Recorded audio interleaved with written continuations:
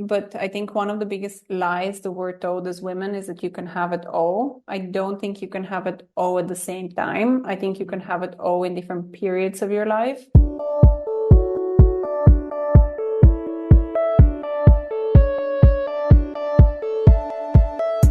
So you want to make an impact. You're thinking about starting a business, sharing your voice. How do women do it that handle motherhood, family, and still chase after those dreams? Well, listen each week as we dive into the stories of women who know. This is Call Me CEO.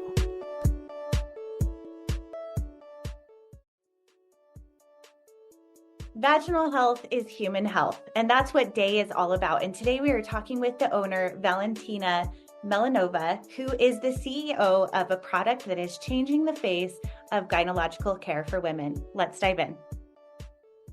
Welcome back, everyone, to Call Me CEO. This is a place where we celebrate women chasing their passions, bringing businesses to us that change our lives. And today is no different. We have Valentina Milanova, who is the creator of Daye, which is a specific company that benefits women and our health. Now, if you are not familiar with it, I hope that you are. I have been trying their products and loving them as they are very organic and have changed the world for female products and our health. So, Valentina, thank you so much for being on the show today. Thank you for having me. I'm super happy to be on the show.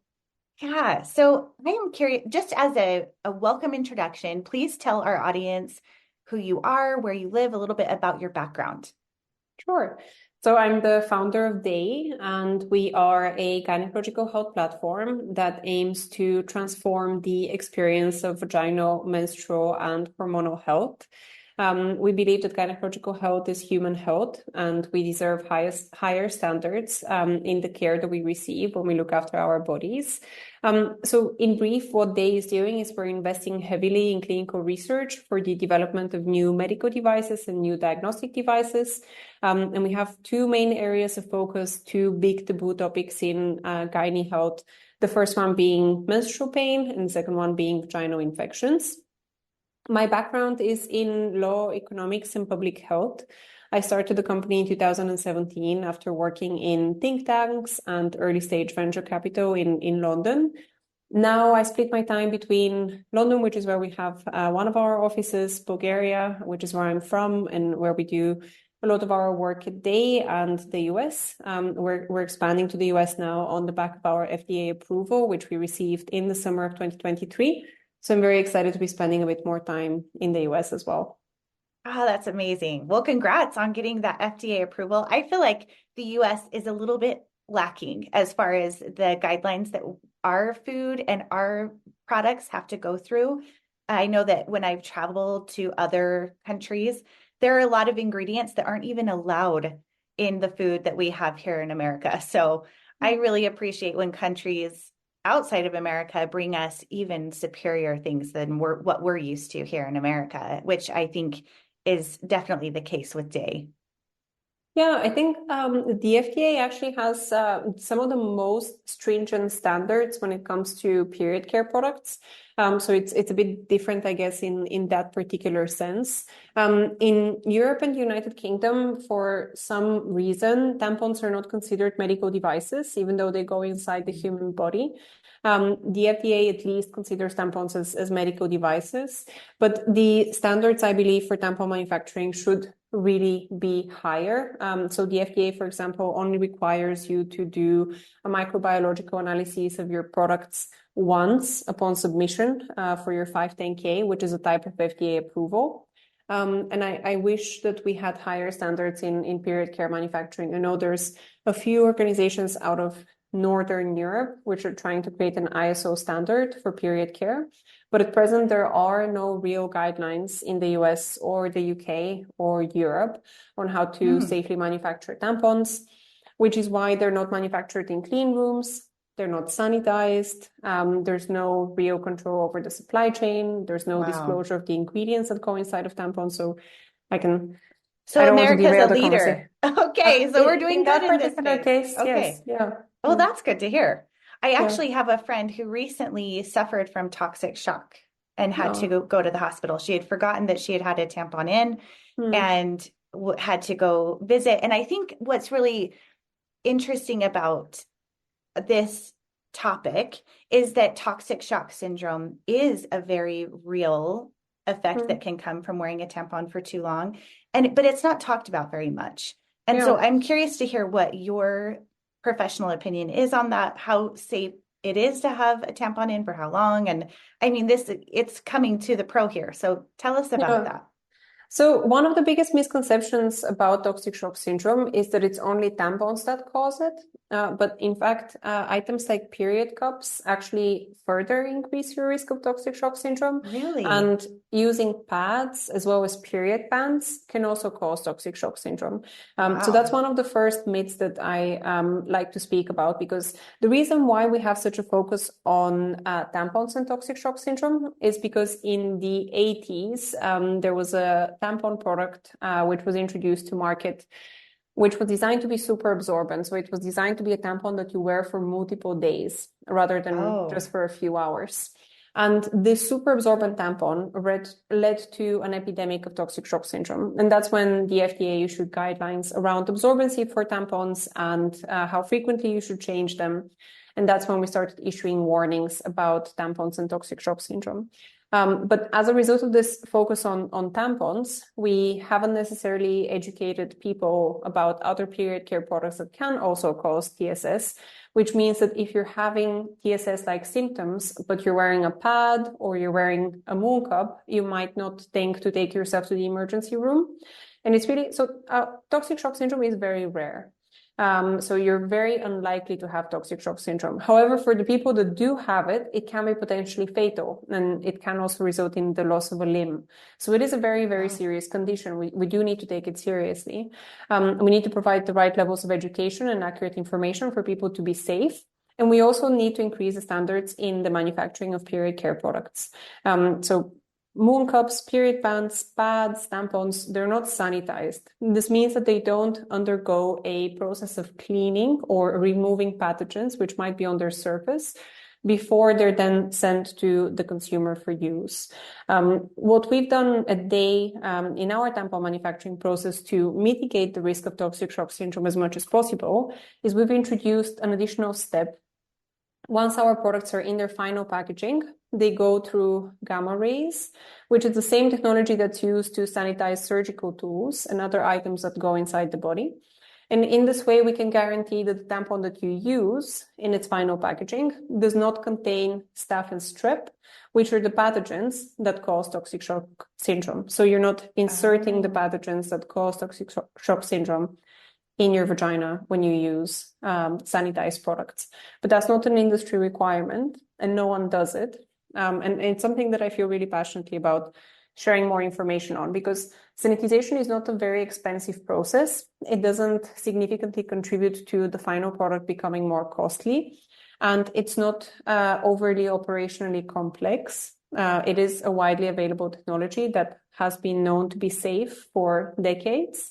So we really should increase access to sanitized period care products. Hey, you're blowing my mind right now, because I always thought that toxic shock was that it was the longevity, if it was in there too long, that it was almost like bacteria built up from what was already in you. I didn't even consider that it was the product itself introducing that bacteria to your body and causing the syndrome. I didn't even know that.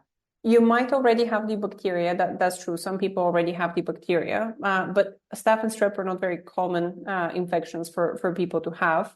And we should also be mindful of the risk of introducing the pathogens into the vaginal environment through the use of tampons, period cups, pads, and all sorts of period products.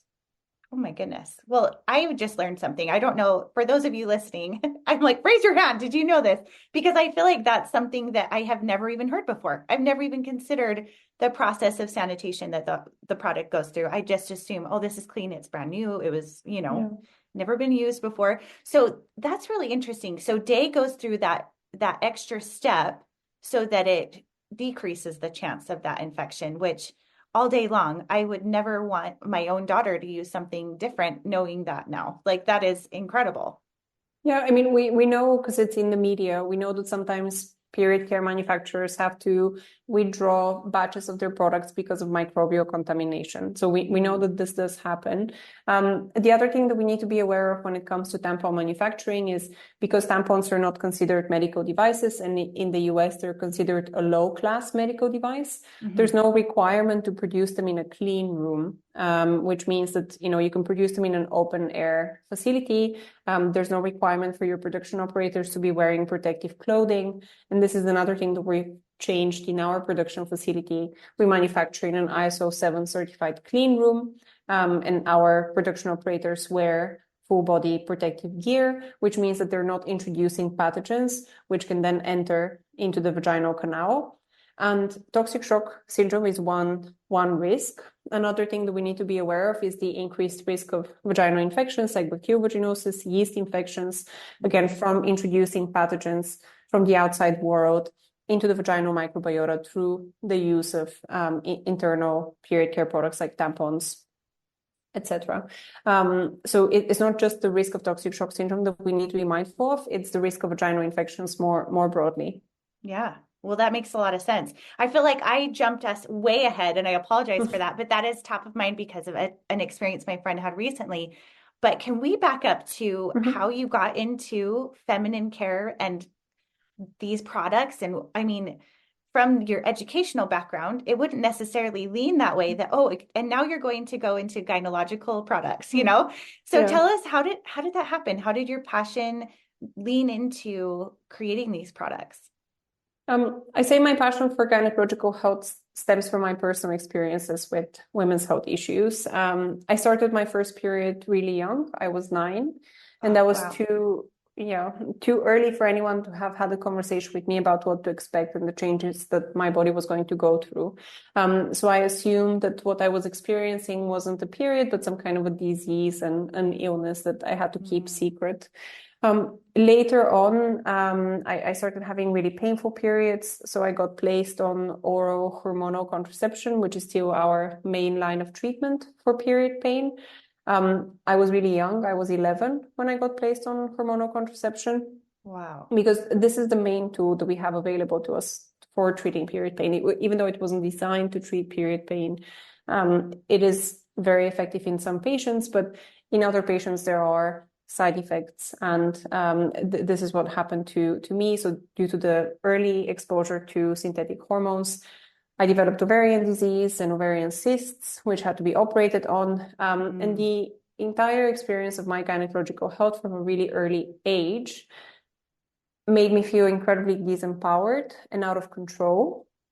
So later on, when I was growing up and going through my university degree and starting my professional journey, I always had gynecological health at the back of my mind as one of the key areas where you can make a positive impact. And still to this day, I think that being in gynecological health is one of the most important things that you can do to advance humanity, because over half of the population still don't have access to the diagnostic tools that we need. We don't have access to the pain management that we need. In general, our symptoms tend to get dismissed and overlooked. And when at such a foundational level, you can't look after your physical body in a way that works for you, you're limited then to, go out and explore whatever it is that you want to focus on, professionally, personally, in your family. So I feel that one of the greatest injustices in the world today is the state of gynecological health. And I feel really passionately about, the limited time that I have as a human being on Earth, I feel is really well spent advancing our knowledge and understanding of what causes gynecological disease and how best to treat it. I'm like enraptured because I talk to women all the time doing all these different things. And the way that you put that over half of our population is dealing with this. And what are we doing to fix it and make it? It's kind of like the Maslow's hierarchy of needs. If this is not being taken care of, what else are we missing out on because we're in pain or we're not able to manage this? And especially outside of, countries that even have access to products to help them. So I'm curious, I noticed that, and I haven't quite had the chance to use this product yet, but you do offer a CBD product as well as your tampons. Yep. Tell us more about that. How is that meant to be applied? How often do you use it? What does your research show about cramping for menstrual cycles and how that helps? Yeah, so one of our products is a cannabidiol tampon. That was the first product that we developed because I had the idea that you could place an active ingredient on the outside of a tampon and then have the top of the tampon be the one that absorbs the menstrual fluid, which comes from the cervix further down. And then the sides of the tampon are pressing against the vaginal mucosa. We know that the vaginal mucosa is one of the most absorbent mucosas in the human body. So I had the idea to create a two-in-one product which would both absorb your menstrual fluid and release a formulation into the vaginal canal. And I had this idea by researching industrial hemp, which is a plant that's a sister plant to what is commonly known as marijuana or cannabis, but it doesn't contain THC. So it doesn't contain THC to the same levels. It only contains usually trace amounts of THC. So you can't, you can smoke it, but you're not going to have a euphoric or any other mind-altering effect. And we know that cannabinoids have some legitimate healthcare uses. When I was first starting Daye in 2017, cannabinoids were a relatively nascent industry. The Farm Bill Act in the US only legalized industrial hemp in 2019. In the UK, industrial hemp was only legalized in 2016. Due to the similarities in the way that the plant looks on the outside, it's very similar to the cannabis plant that contains higher amounts of THC. So they were banned during the war on drugs, and that ban lasted a really long time. The plants were also banned for research uses. So you had to hold a special license as a researcher if you wanted to look into cannabinoids, extract cannabinoids, and conduct clinical research with them. So our understanding of how different cannabinoids work for different physiological conditions was really limited. But what we know historically is that cannabinoids have a really rich history of being used to treat female pain. So dating back to the times of Queen Victoria in the UK, based on the diaries of her physician, we can now deduct that she most probably had endometriosis. She had really painful, really heavy, debilitating menstrual cycles. And something that her physician found to be particularly effective was a hemp tincture, which was administered to her. And you can find the notes from her physician are still available. There's now more evidence on the use of cannabinoids in female pain in particular. And some of this evidence I'm proud to say that we have contributed to with our clinical trials, which are published in peer-reviewed journals, including the Journal of Endometriosis and Uterine Disorders. But that's how I had the idea. Can we use the hemp plant, which we know is very sustainable, to create the fibers, the absorbent fibers for the tampon? And then can we extract cannabinoids from the flower of hemp and then add them to the same hemp tampon, but on the outside, so we can help people who experience period pain. Gradually through the process of creating this product, we realized not only that it's effective, but that it's also very safe. So one of the key considerations in any form of pain management is not just the rate of efficacy, but also the rate of safety. And what we know now, because we've helped over 100,000 patients in the UK manage their pain with the tampon, we know that it works for 80 to 85% of the general population, and that it has a really high safety rate. So we have a rate of clinically significant outcomes that's much, much lower than the rate of clinically significant outcomes for prescription painkillers and over-the-counter painkillers. The other thing that's really interesting about cannabinoids, everything that you insert vaginally has the potential to disrupt your vaginal microbiota. Your vaginal microbiota is the balance of good and bad bacteria. It's how your vagina is self-cleaning. And a healthy vaginal microbiome means that you're naturally protected against vaginal infections and STIs. So maintaining a healthy vaginal microbiome is really important. And a lot of medications that are administered vaginally, including hormonal replacement therapy, can have the potential to disrupt the vaginal microbiome. one of the most interesting things about cannabinoids and the particular formulation that we're using, because that's what we've tested and that's what I can speak to, they don't disrupt the good bacteria. They don't increase the risk of toxic shock syndrome, and they don't increase the levels of bad bacteria or pathogens.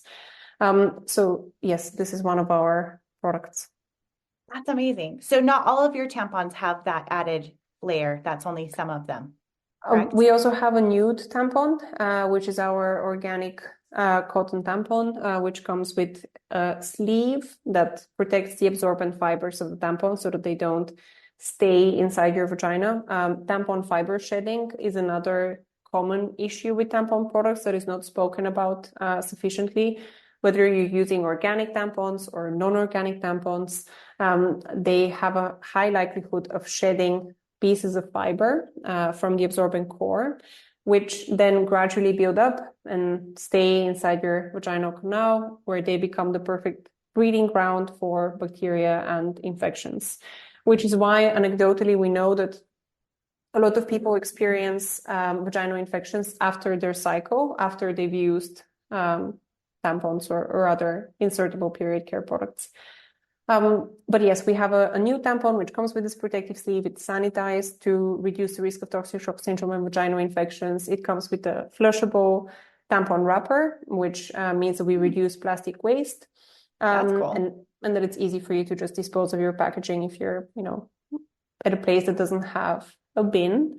And a sugarcane applicator as well, to further reduce petrol-derived plastic waste. That is so innovative. That's incredible. So I feel like we need to back up again. So now you have this idea, you're really passionate about this. You want to remedy the product quality as well as education for period care and vaginal care. How did you get started? You said that you had mentioned think tanks, that was something that you were a part of. Was it something like an assignment you were working on that then became the business, or how did you launch the business and how were you able to get it up off the ground? I actually had the idea for a pain relieving tampon while doing an MBA course. Because we had to research a specific industry, and I chose to research industrial hemp. But no, I wasn't part of the think tank when I was founding Daye. And initially what I did is I created the first prototypes because I had a lot of intellectual curiosity around, okay, how can this work? Will it work? Would it work on me if I tried it? Would it work on my friends? So I set about trying to understand a lot about fiber weaving, design of tampons, how can you add an active ingredient to something that's already very absorbent. What is the best way to apply a film or a coating on the outside of the tampon? And for the first year of working on Daye, I just did all of these experiments by myself on my kitchen table, just lots of reverse engineering how tampons are made, and learning about fibers, non-wovens, pharmaceutical formulations, how to apply pharmaceutical formulations to a non-woven, etc. And then gradually, after I started using the tampon prototypes on myself and I found relief, I started sharing them with my friends. My friends experienced relief as well. And then I decided to take a risk and invest in clinical trials. So keep in mind that I founded Daye when I was 22. So I had a really high tolerance rate for personal financial risk. So I found a clinical trial facility that agreed to let me fund my clinical trial on monthly credit card. Wow. Just fees, bills, whatever. And yes, so I funded the initial product development and clinical validation this way. Also filed for a patent, started building our supply chain, and then gradually I had built enough of what could be considered a viable pre-seed stage business idea. And that's when I started approaching outside investors. So I did that throughout 2018. And then at the end of 2018, I was able to find funding for Daye, and leave my job. And was that difficult? I talked to different business owners, especially female-founded companies. Funding, from what I understand, is extremely difficult. Did you have a difficult time getting funding or having people buy into this idea, or what was your experience like? Yes, I had a very difficult time fundraising, and I think we'll continue having a really difficult time fundraising.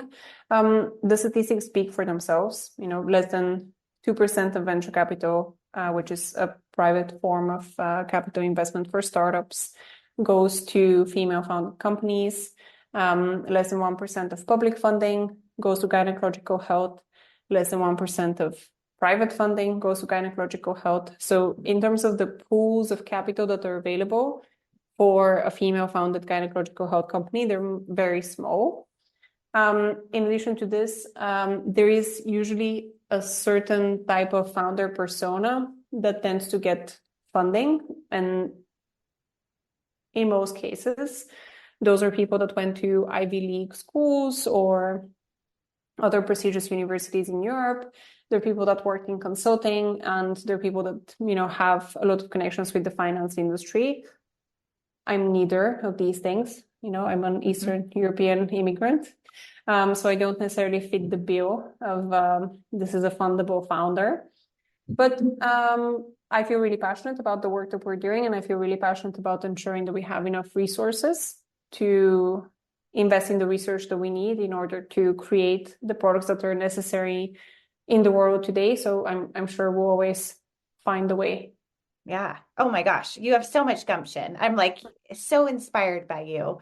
Can you tell us about a time when so you have this funding, you're moving forward with manufacturing. Was that difficult to find?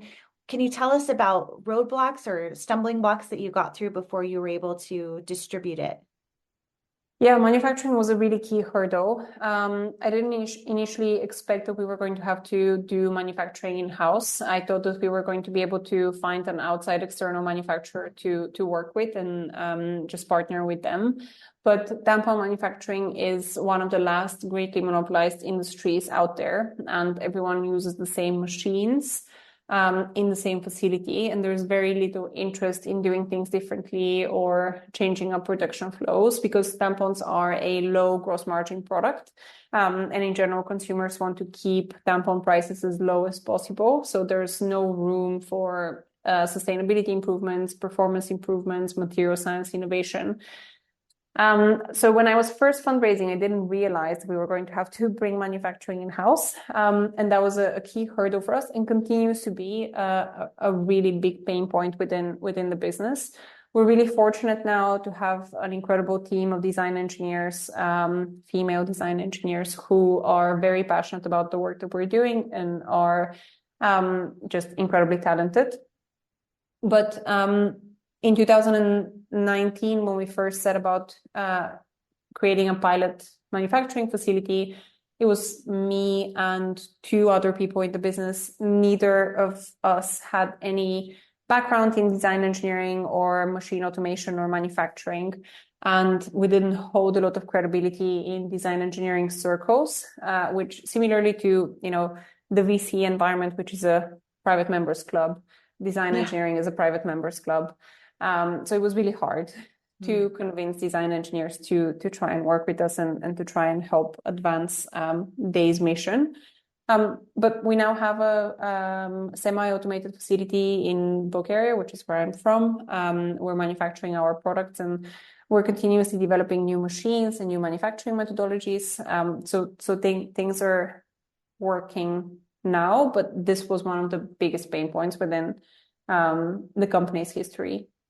Yeah, I can only imagine. It's such a unique product and new approach to the product making. I would imagine that would be extremely difficult. I would love to hear some of the payoff stories of maybe reactions that you're getting from your client base or, consumers that are using this and having their lives changed for the better.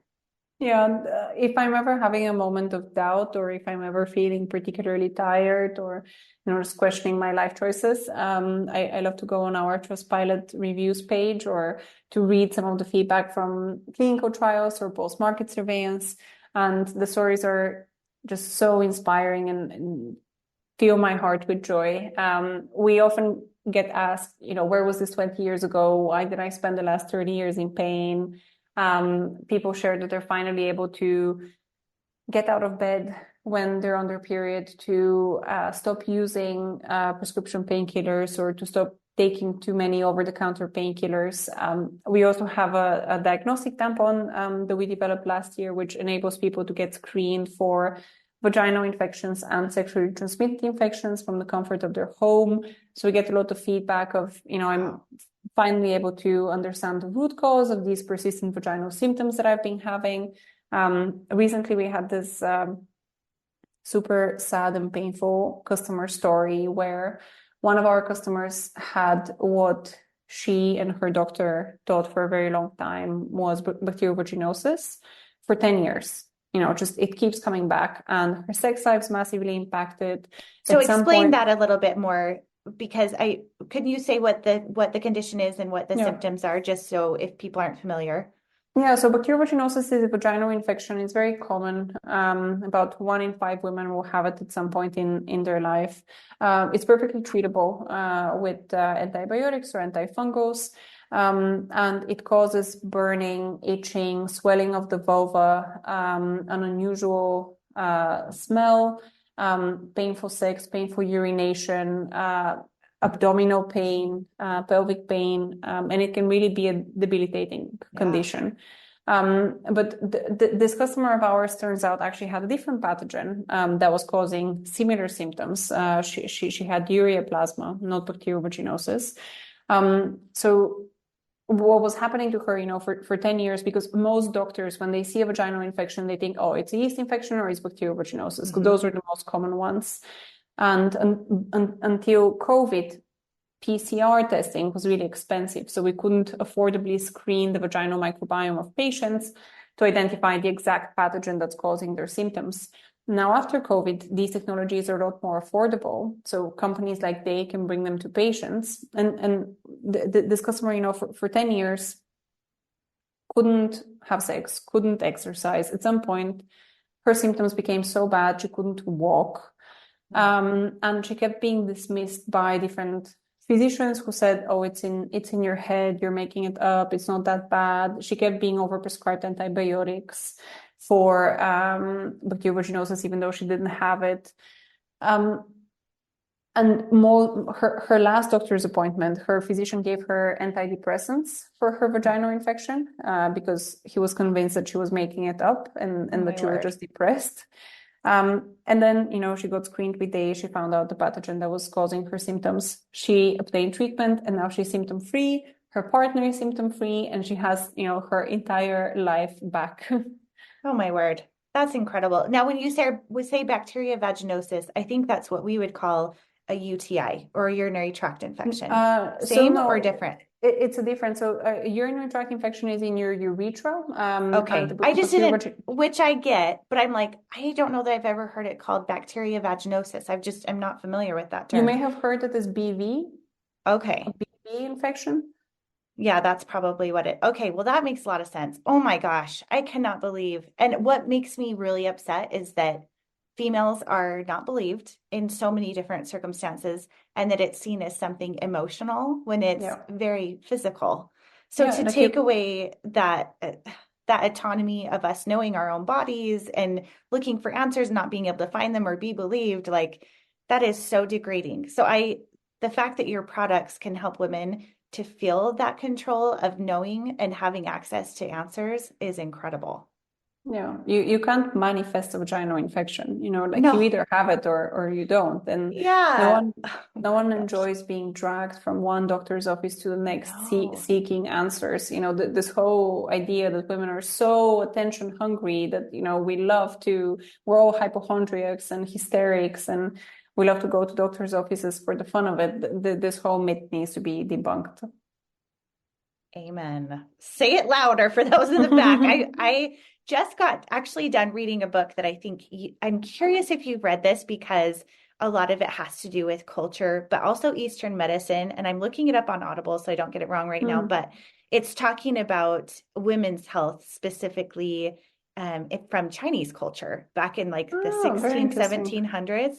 And I learned a lot about the way that they treated women and their menstrual cycles, babies, postmenopausal. It's called Now let me make sure I see. I have to go into my finished section.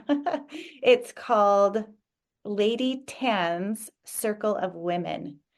So that's Lady, and then her name is Tan, Tan, Lady Tan's Circle of Women. And it talks about the way that women were treated and diagnosed back then was that doctors would talk to them through a sheet and not even look or see or even know what was actually going on with the women, where it was actually the women of that time that were helping to heal and take care of women because there was such a divide of believing, trusting, and even treating these women. I think you would really enjoy that book because Thank you. yeah, I'll make a note you're of welcome. it. I think you'd like that. And I'll link it below in the show notes.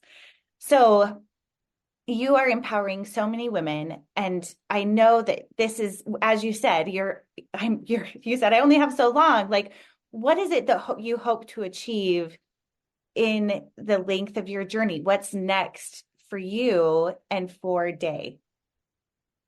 I want us to have helped make a tangible dent in the gender healthcare gap. Ideally, by the end of my life, I really wish to have made significant contributions to the eradication of the gender healthcare gap. I want us to help bring the world closer to gender parity in diagnostics, in pain management. Even heart disease, which is one of the leading causes of mortality in women, it so frequently gets misdiagnosed in women because the symptoms that we are trained to look for and to recognize as the symptoms of heart disease are those that show up in the male physiology, not in the female physiology. And I really hope that they can create the environment for really accessible, affordable, digestible gynecological health information, insights, products and services, so that being born in a female body and having a female physiology doesn't have to restrict what you choose to do with your time and your life in the way that it does now, particularly professionally. We don't talk enough about the professional cost of having endometriosis, period pain, menopause, vaginal infections. There's a real economic cost here, but because female pain is so trivialized, since we were little girls, we're taught that you should just grit your teeth and get on with it. And pain is normal and it's part of being a woman and it's all preparing you for child labor. And if you can't bear your period pain, how are you going to deliver a baby? And all of these things. I really wish to detrivialize female pain and to create an environment where it's just not tolerated. Yeah. Ooh, I love that. I think I saw a comedian actually talking about period pain and saying something to the effect of the amount of pain that we endure or can endure during a period can be worse or similar to a heart attack. And so where we are taught to dismiss or work through or show up anyway can be really detrimental to women's health because we do brush aside, we do work through it, we dismiss it. So I think that education piece of really acknowledging what it is and how to be able to provide solution is huge. Yeah, no, that's an actual study from University College London from 2016. They demonstrated that period pain can be as painful as having a heart attack. Yep, there it is. There it is.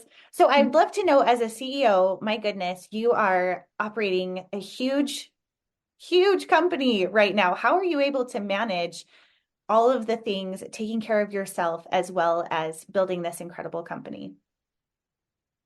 So this is a bit controversial, but I think one of the biggest lies that we're told as women is that you can have it all. I don't think you can have it all at the same time. I think you can have it all in different periods of your life. And I'm currently in the period of my life where I'm, fully dedicated to my professional life and helping close the gender healthcare gap. So I'm not a prime example of work-life balance. I'm also a single founder, which makes things harder. If I had a partner in the business, I guess some of the responsibilities would have been split. But yeah, that's something that I feel really passionately about, just debunking the myth that you should have it all at the same time and have a perfect working out schedule and always be properly hydrated and get 8 hours Yeah. of sleep while also running a company and being a researcher. And like just you have different seasons and different periods in your life. And at the end, when you look back on your life, hopefully the sum of it will have felt like you had the opportunity to experience it all. But I don't think we can have it all at the same time. Yeah. What is a non-negotiable for you when resetting yourself? The most helpful thing that I have found is this protocol of cold and hot exposure. And I just find it to be like so incredibly helpful for stress management. And it just fills me with endorphins. So what I do is I find like a really cold plunge, but it has to be like freezing cold. And I do 10 minutes in the cold plunge, 20 minutes in a really hot sauna, but the sauna has to be like over 90 degrees Celsius.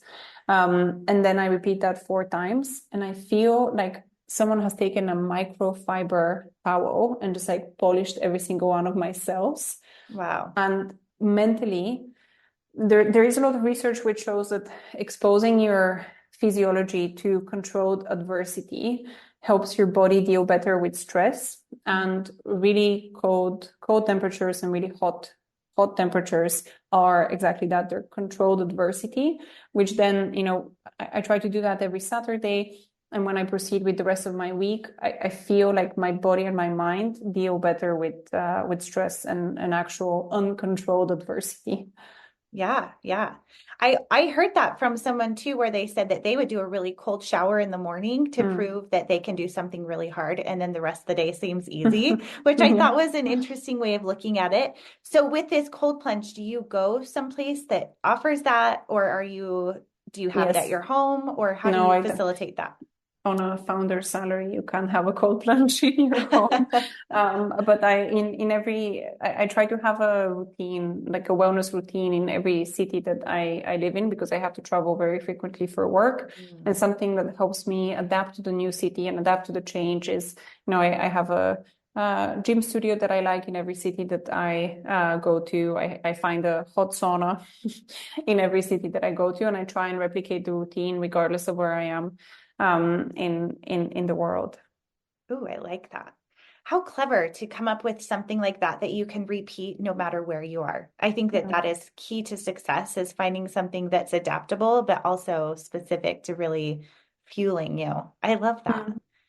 Would you say that you are where you thought you'd be when you started? Like looking back from where you started to where you are now, do you look back and go, wow, how did I get here? Or do you think, oh, this has been faster, slower? Like, how does it look for you? I'd say both. I think we're further ahead in a lot of ways than I thought we would be, particularly around the cycles of product development and the realization of this comprehensive vision that I had for a full spectrum gynecological health platform. I didn't think that we would have made it this far on product development, but then in other areas, particularly around growing our customer base, it has taken us a lot longer than I anticipated. And one of the biggest hurdles that we and every gynecological health company face is that we can't advertise our products on traditional channels like Meta, Google, X. Our content frequently gets categorized as adult or political content. So it's really hard to reach. Which is crazy. Ugh, that drives me crazy. So do you work with influencers? Do you work with content creators? Has that been a channel that's been successful for you? We mostly currently invest in education first marketing. So if you have been on our website, you will have seen we have a blog called Vitals, which provides digestible information about gynecological health. We do the same on TikTok and our other social media channels like Instagram. So we try to add value to the different streams of social media conversations. One of our key values is that you shouldn't need a medical degree to understand the workings of your body.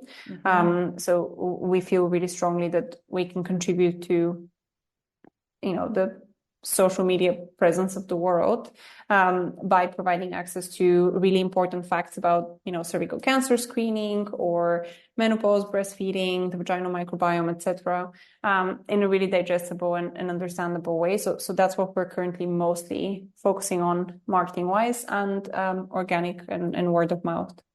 Smart. Ooh, well, I can't wait to talk about it organically. I think that your product is far superior to anything I've heard even available. So that's so exciting.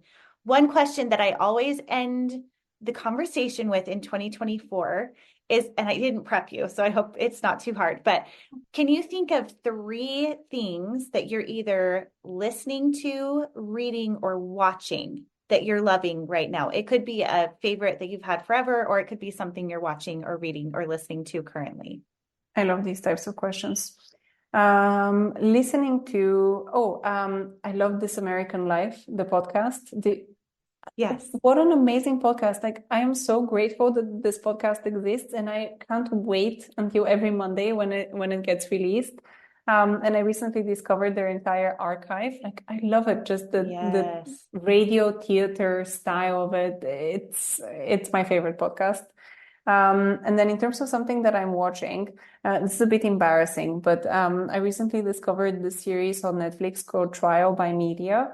And it's about all of these like really embarrassing public scandals in the US from the 80s and 90s. And the way that they played out in the media, and the way that like really clever lawyers try to sway the jury in the actual court process. O.J. Simpson. That's who I'm thinking of immediately. Yeah, they didn't cover him, but they covered Rod Blagojevich. I don't know if you know him, but he's a person who apparently tried to sell Barack Obama's seat in Chicago when Barack Obama got elected to be president. I don't know. I like this. Yeah, very cool. And then in terms of what I'm reading, let me just open my Kindle. I recently inhaled Dolly Alderton's new book. Do you know Dolly Alderton? I don't. Is it a memoir though? Because I love memoirs. It's not a memoir, but it's like very realistic fiction. So the book is called Good Material, and it details a breakup of a long-term relationship from the perspective of a guy. So it goes quite deep into like his inner psychological life. And then only at the end of the book do you get the perspective of the female partner in the relationship. I like that. Yeah. Yeah. I inhaled this book over a weekend. What was the title of it again? It cut out a little bit, I think. Good Material by Dolly Alderton. Dolly Alderton. Okay, perfect. Yeah. Well, that's so cool. Have you heard of Imagined Life? It's on Wondery. No. Okay, that's one of my favorite podcasts. And what it does is it tells the story as if you are that person. And then at the end, you find out who you are. But it's like a famous person, actor, person of influence, politician. It could be any of those things. So you listen to their story, but being told as if you are that person. And then at the end, you find out who the person is, which is really cool. Very interesting. Okay, thank you. It's by Wondery, right? Wondery, yeah. Okay, I've followed it. Well, perfect. Well, this has been so fun. I feel like you have been so forthcoming with your research and your passion and everything that you've done to bring this product to the world. And I'm so excited to talk about it more with my friends and family. I'm sure those who are listening feel the same way. Where can other people find you, listen to you, and support you online? We are on yourdaye.com, and our social media handle is yourdaye. That's YOURDAYE. Perfect. Well, thanks again. I really appreciate it. Thank you for having me, and thank you for giving Gynecological Health a platform. You're welcome. Thank you so much for listening to this episode. Every like, rating, and review is a huge help to us. Make sure that you are subscribed so you never miss a weekly episode. Thank you so much for tuning in, and I'd love to chat with you on social. You can connect with me at camillewalker.co on Instagram and TikTok, or email at callmeceopodcast@gmail.com. Hey CEOs, thank you so much for spending your time with me. If you found this episode inspiring or helpful, please let me know in a comment and a 5-star review. You could have the chance of being a featured review on an upcoming episode. Continue the conversation on Instagram at Call Me CEO Podcast. And remember, you are the boss.